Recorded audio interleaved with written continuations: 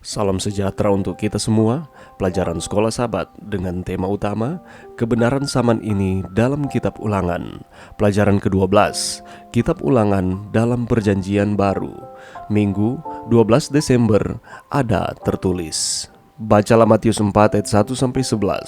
Bagaimana Yesus memberikan respons kepada pencobaan setan di padang belantara, dan sehubungan dengan respon ini, apa pelajaran penting di sini bagi kita? Yesus tidak berargumen dengan setan, tidak juga dia berdebat dengannya. Dia mengutip secara sederhana kitab suci karena sebagai firman Allah, kitab suci itu hidup dan kuat dan lebih tajam daripada pedang bermata dua manapun. Dan di dalam setiap kasus, firman yang dikutipnya itu berasal dari kitab Ulangan. Betapa menariknya bahwa Yesus di padang gurun memilih untuk mengutip ayat-ayat yang diberikan kepada bangsa Israel di padang gurun juga. Pada pencobaan pertama, Yesus merujuk kepada Ulangan 8 ayat 3. Musa sudah menceritakan kepada bangsa Israel kuno bagaimana Tuhan sudah menyediakan kebutuhan bagi mereka selama bertahun-tahun di padang gurun, termasuk memberikan mana. Dan ini semua adalah bagian dari sebuah proses pemurnian, karena Tuhan sedang berusaha untuk mengajarkan kepada mereka pelajaran-pelajaran rohani. Dan di antara pelajaran-pelajaran itu, dia mengatakan bahwa manusia tidak hanya hidup dari roti saja, tetapi manusia hidup dari setiap firman yang keluar dari mulut Tuhan. Allah sudah memberikan kepada Anda makanan badani, tetapi dia juga memberikan kepada Anda makanan rohani. Anda tidak bisa hanya mengambil makanan yang pertama tanpa makanan yang kedua.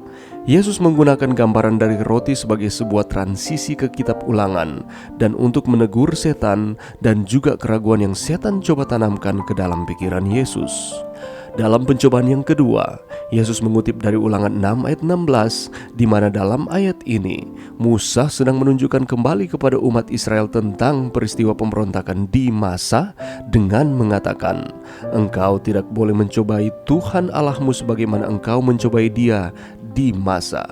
Kata mencobai bisa berarti mencoba atau mengetes.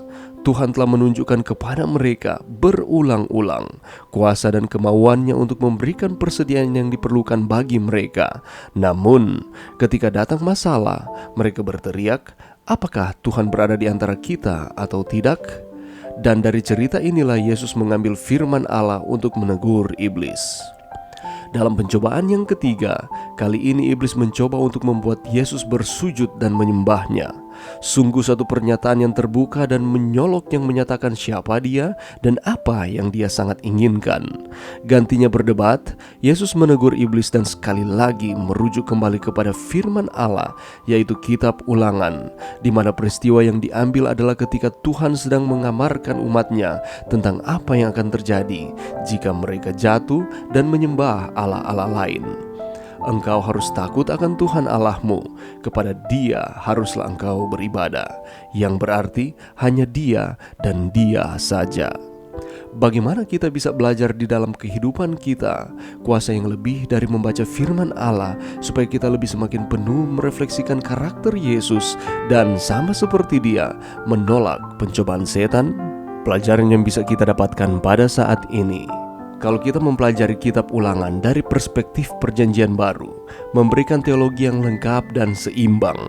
Dari situ kita akan belajar tentang kebutuhan yang penting akan firman Allah bagi kehidupan kita. Kita akan menghargai nilai dari prinsip ada tertulis dan kebutuhan penting akan firman Allah tersebut.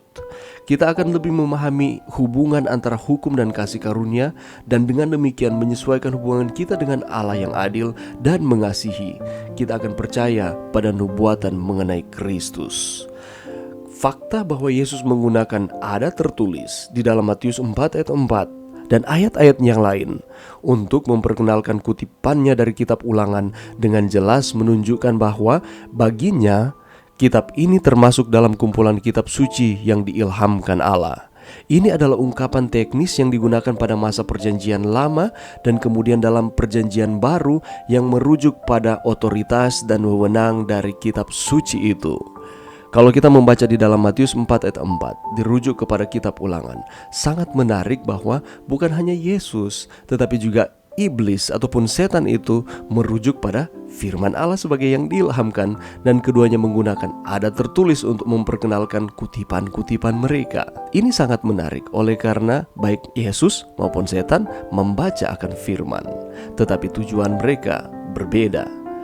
Tetapi hanya Yesus yang menunjuk pada Allah dan iblis tidak, dan itulah tujuan mereka. Iblis hanya berfokus pada keajaiban dan Allah tidak penting dalam teologinya.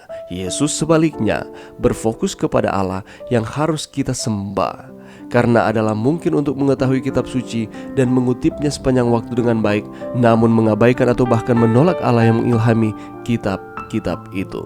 Seringkali kita mengutip ayat-ayat di dalam kitab suci hanya untuk memperkuat akan argumentasi kita, tetapi bukan untuk meninggikan dan memuliakan Tuhan. Mari kita merubah perspektif kita, cara kita membaca maupun mengutip akan firman Tuhan.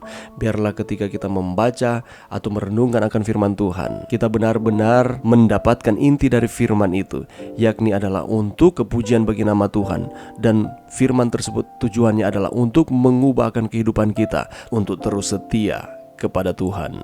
Mari berdoa.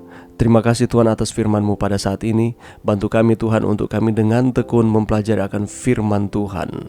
Ini doa kami di dalam nama Yesus. Amin.